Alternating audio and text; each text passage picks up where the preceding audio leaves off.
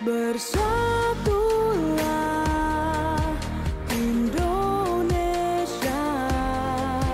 jangan pernah terpecah belah.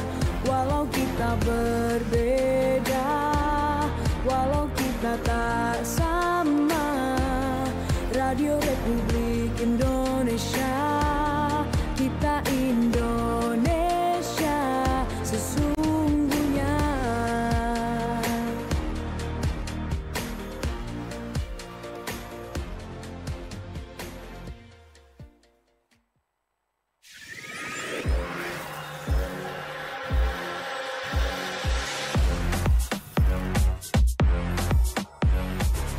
Berita olahraga, olahraga, olahraga, olahraga.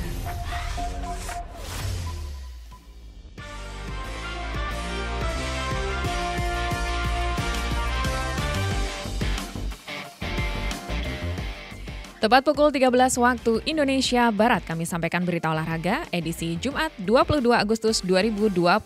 Bersama saya, Siti Aisyah.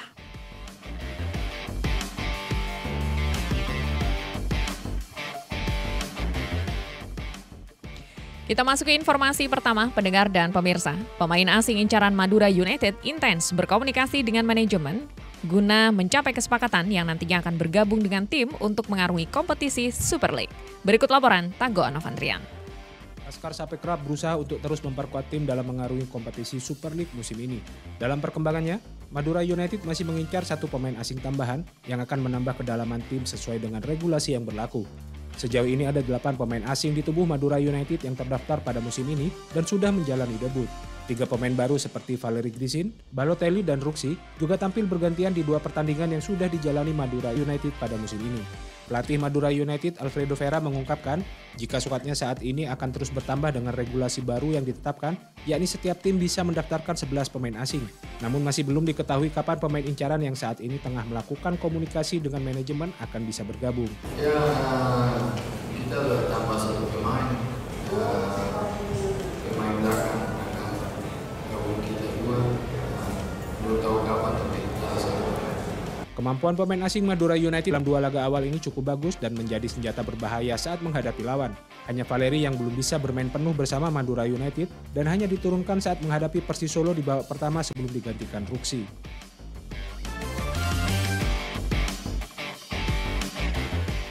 Selanjutnya masih seputar Madura United. Manajemen Madura United memilih bersikap bijak setelah menerima sanksi dari Komisi Disiplin Komdis PSSI sebesar 45 juta rupiah.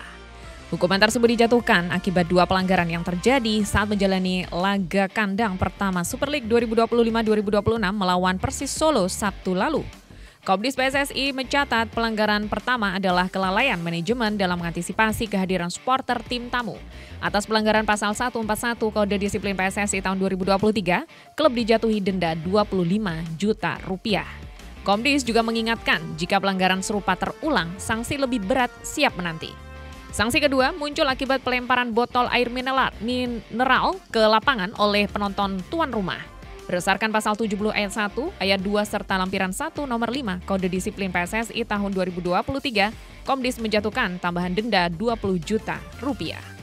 Menanggapi itu, manajer Madura United Umar Wahdin mengajak seluruh elemen supporter untuk lebih tertib dalam mendukung tim kesayangannya. Ia menekankan agar tidak ada lagi tindakan yang bisa merugikan klub, seperti pelemparan benda ke lapangan atau pelanggaran regulasi terkait larangan hadirnya supporter tim tamu. Meski dijatuhi sanksi, Umar berharap semangat supporter tidak surut untuk mendukung Madura United langsung di stadion. Menurutnya, dukungan dari tribun sangat penting bagi para pemain yang berjuang di lapangan. Namun ia menekankan agar dukungan diberikan secara positif. Pertandingan berikutnya Madura United akan menjalani laga kandang kedua musim ini, yakni melawan Persita Tangerang di Stadion Gelora Madura Ratu Pamelingan, SGM RP Pamekasan, Minggu 24 Agustus 2025 mendatang.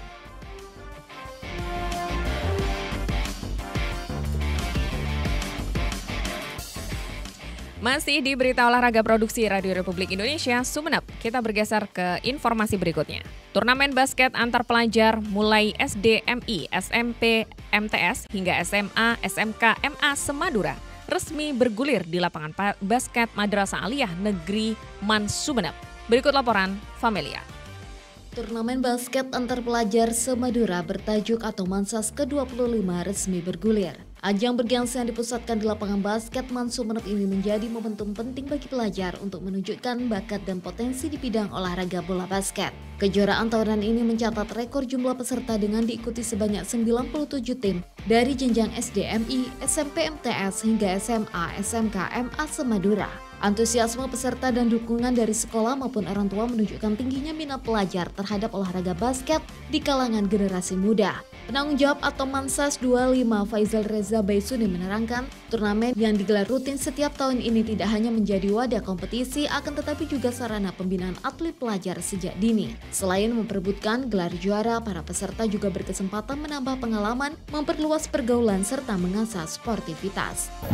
Yang pertama dari konsep, jadi konsep ini konsep DBL ya, jadi pemanggilan pemain atau peserta atau tim. Terus yang berbeda juga itu kemasan juga, jadi kemasannya ada sedikit perbedaan dari yang tahun lalu. Terus dari segi peserta terutama itu mengalami lonjakan yang luar biasa, jadi total peserta itu sekitar 97 tim. Sementara Ketua Pelaksana Ahmad Zahidil Wafi menegaskan seluruh pertandingan akan berlangsung dengan sistem yang ketat dan menjunjung tinggi nilai fair play. Sementara sistem pertandingan sendiri menggunakan sistem penyisihan dilanjutkan dengan babak final four. Ya, untuk para peserta bisa sportif terus melaksanakan semua peraturan di pertandingannya. Untuk acara ini dari tanggal 20 Agustus sampai 20 September, 1 bulan. Enggak, diurut dari SD dulu sampai SMP, terus nanti kalau udah final four diberhentikan dulu, terus dilanjutin dengan jenjang SMA sampai Final Four, itu baru dimulai lagi yang SD SMP. Kejuaraan atau Mansas ke-25 ini akan berlangsung selama sebulan penuh hingga 20 September mendatang.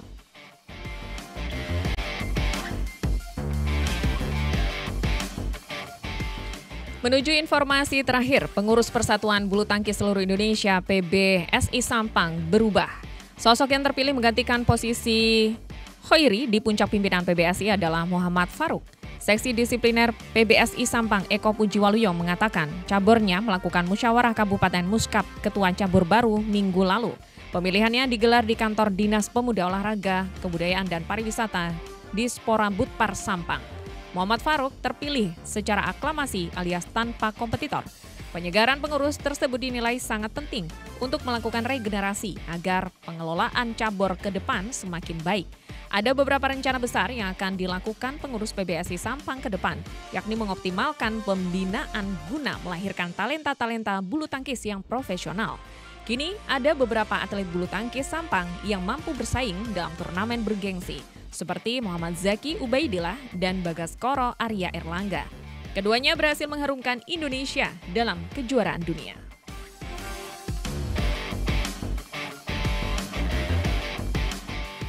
Pendengar dan pemirsa, sekian berita olahraga Produksi Radio Republik Indonesia Sumeneb.